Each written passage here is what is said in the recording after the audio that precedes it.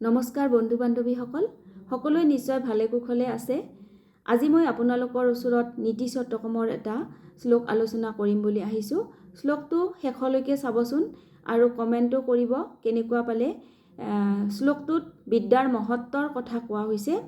শ্লোকটো হৈছে বিদ্যা নাম নৰস্য ৰূপমধিকং প্ৰচ্ছন্নং গুপ্তং ধনং বিদ্যা ভোগ কৰি যশ সুখ কৰি বিদ্যা গুৰুণাং গুৰু বিদ্যা বন্ধুজনো বিদেশ গমনে বিদ্যা হি পৰং দৈৱতং বিদ্যা ৰাজস্বু পূজিতা নতু ধনং বিদ্যা বিহীনঃ পশু।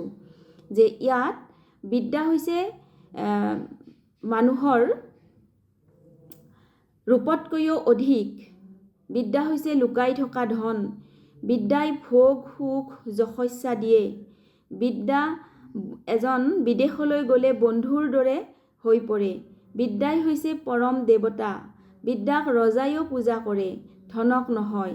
অৰ্থাৎ এজন বিদ্বান লোক যদি বিদেশলৈ যায় তেওঁ সেই দেশত পূজিত হয়, কিন্তু ৰজাই কেৱল নিজ দেশতহে পূজিত হয়। গতিকে বিদ্যাৰ মহত্বৰ কথা ইয়াত কোৱা হৈছে। কেনেকুৱা পালে জনাব।